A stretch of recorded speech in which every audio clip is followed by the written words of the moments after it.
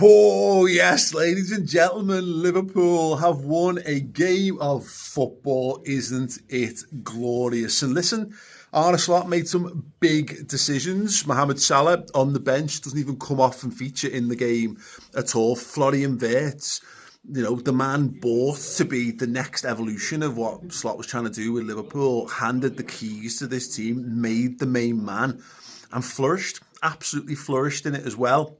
Alexander Isak, our other big marquee signing of the summer, the British transfer record, the second time we broke it, the current British transfer record, the most expensive player in Britain right now, Alex Isak. And it was an okay performance from him, but the thing that stood out is he is a predatory finisher. So when the ball drops to him, I've got this sneaking suspicion with Isak that when we look back on his Liverpool highlights reel, it's going to bear so many similarities to like Fernando Torres, and there'll be bits of Robbie Fowler in there and bits of Ian Russian. And what I mean is we've spent a long time using really functional lads. Firmino being the archetype, of course, in the old school false nine. Never a born and bred goal scorer, but could score goals. When you watch Torres' highlights back, it's amazing how many times he just has a clean touch of the ball around the box and just puts it in the bottom corner. This one, the ball's cut back to him and he just opens his body up and just guides it right-footed, but not in we saw Wirtz have a chance in the first half when he opens his body up and side-foots it, and it's a bit tame and the goalkeeper saves it. That's kind of what you expect, but the redirect he puts on it, it's just... If you haven't seen the goal, it is full-blown, instinctive, world-class centre-forward finishing is what it is. And it's so encouraging to see, because one thing we've said for weeks is if you spend so much money on the attack, and yes, the defence, I think, needs a bit of a rethink, perhaps starting with January. Look, Maych would have been part of that, and obviously Leone was meant to be part of that. Liverpool supposed to have two new defenders in the summer, and through injury and, circumstance, they've ended up without that. But the money's gone on the attack, and that attack needed to bail us out when things have not been going well in terms of structure and work rate and all the emotional issues Liverpool have been going through. And we started to see that today. Get Wirtz on the pitch, get Isak on the pitch. They've really it's minutes they've played together rather than games. And yes, it isn't Wirtz who gets the assist, but it is Wirtz's work that sets Gakpo through, who in turn gets the assist. And, that's goals will cover up some sins while you're getting everything else up and running for your team, really. And we're kind of having that going for us. Now, yes, there is more work to do, but one thing that was quite encouraging, this actually wasn't a game where the attack covered up the sins of elsewhere on the pitch.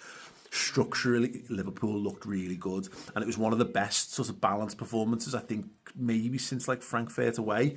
And it was telling that Salah wasn't involved in that game as well. And what it allowed us to do is just to be a bit more, again, functional. My slight concern with the Salah thing is, I think you need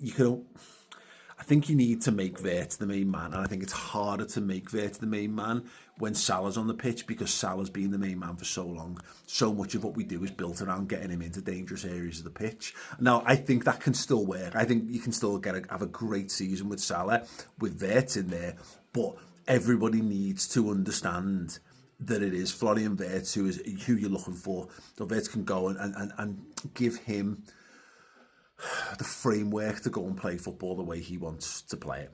And then again, similarly with Isak. And so yeah, look, Liverpool have made big changes, and Slot has clearly decided this is the game.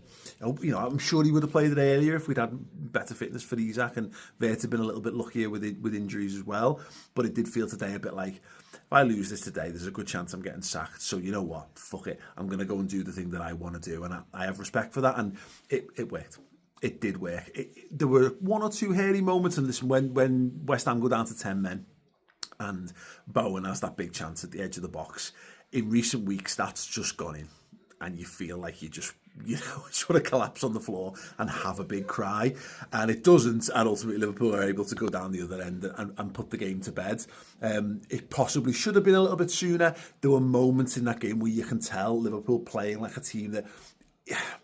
isn't quite there yet, but I'd say pre-match, obviously I wanted to win, but what I really wanted to come away with was a sense that it's repeatable what Liverpool are doing. Like, we've not just thrown a mad Hail Mary and, you know, it'll stick for a bit. Because I remember Brendan Rodgers doing that when time was running out for him. He started doing like mad tactical changes and it worked for a bit, and then that got figured out as well, because tactics are one thing, but actually your ethos is almost as important. In fact, it's more important. Your ethos, you put your ethos in place of how you play football, and then your tactics are how you implement that.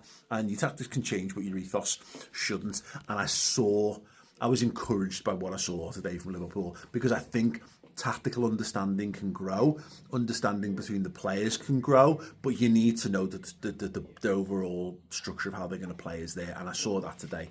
And we've seen that at times in recent weeks, but yeah, look, this was good. This was more of a banana skin than I think we would have thought it was going to be in recent weeks. On the back of losing to Forest and on the back of losing to PSV, this was kind of do or die, but I didn't get a sense of panic from Liverpool. And, you know, if you were concerned that Liverpool are down tools, which it looked like when the third goals go in recent games, I've certainly felt that. I felt like this felt like the end of Slot in some regards. Well, the players have stood up and been counted today. Really got stuck in. It is just one win. It is not a win that's going to change the landscape really massively in terms of the league table, although I think it does put us back into the top half. It does take us back to at least 0 goal difference. This needs to be a first step. I don't think Liverpool are going to win every game now between now and the end of the season, but you know, if we can go on, we can stop losing. Starting with this, that would be great. We've got 2 very winnable games coming up this week that follows on. I want to be sat here, you know, in a week's time with Liverpool with 9 more points under the belt, heading in to Inter Milan in the San Siro, looking to get the Champions League back on track as well. And yeah, if they play like that, they've got a very reasonable chance of making that happen. So yes, pleased. Made up for Wirtz, made up for Isak. I thought Gomez was excellent at right back as well. Thought did his defensive duties, but actually functionally performed really well. And again, in a way, I could see Bradley doing what the stuff that Gomez does. That's encouraging. It wasn't like we went to 3 at the back, and then you're like, well, if we lose a defender, we're fucked because we haven't got enough players to make that work. He's found a shape that works, I think, with the players that we've got. You can see elements of that being pulled out and swapped for other lads that weren't on the pitch today, and it's still working. So early doors yet, very, very early doors, even though the season isn't.